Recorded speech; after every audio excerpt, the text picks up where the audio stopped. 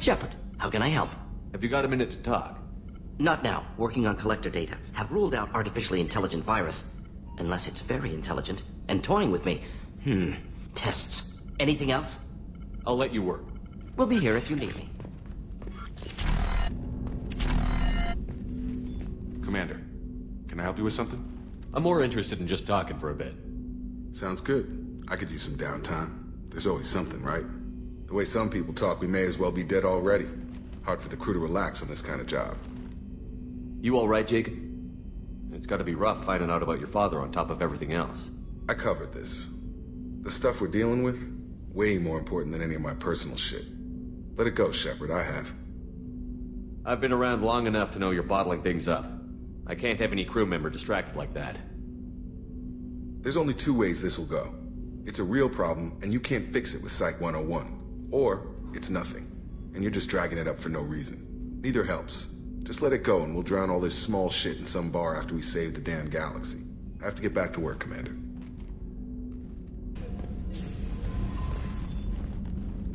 Morinth haunted my dreams and waking hours equally. For the first time in 400 years, I am free.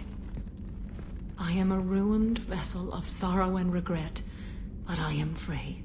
It is not a feeling I can describe. Was it worth it? It was never a question of worth, but of need. I had to take the action I did, as did she.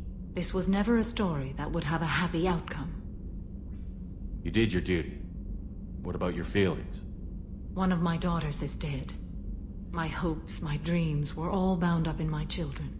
Still, my feelings have always come after my duty. The same is true of you. You said that Morinth was a monster, but she was still your daughter. She was the strongest and smartest.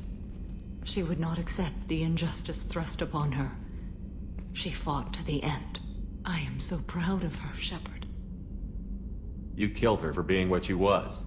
And I would again. But I also know what it means to leave everything behind and fight.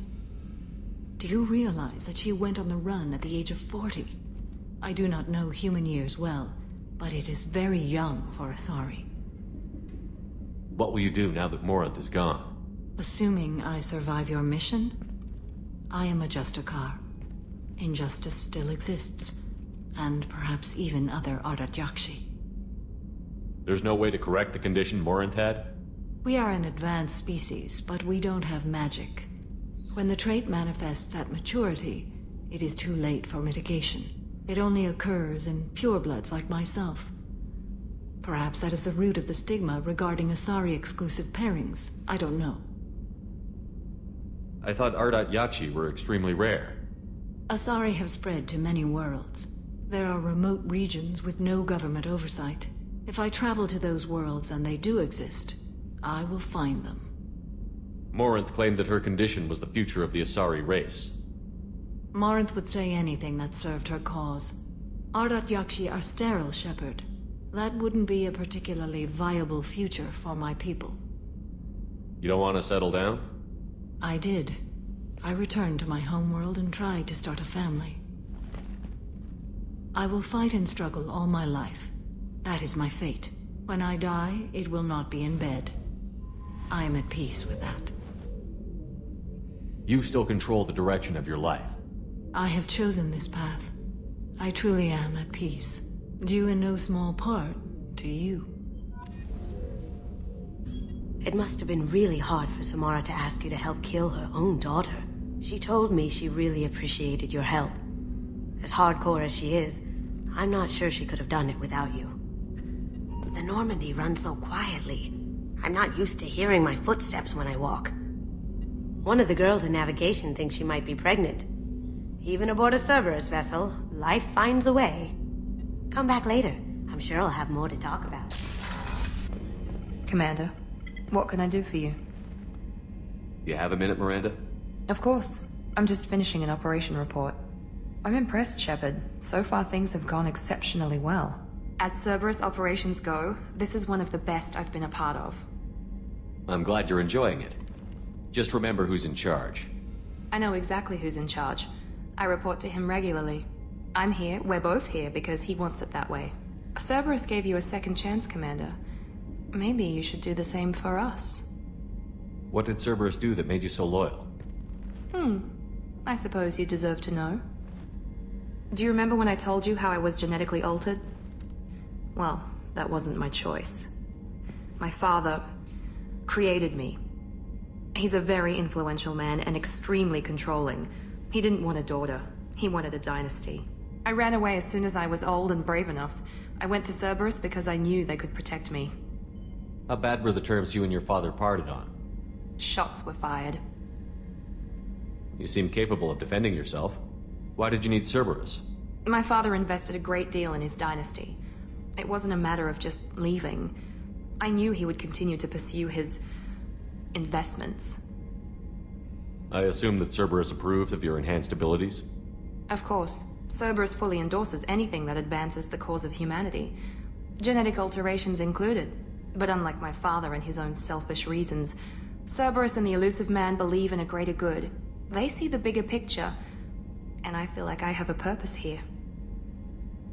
You talk about yourself like you're just a tool to be used. By your father? By Cerberus?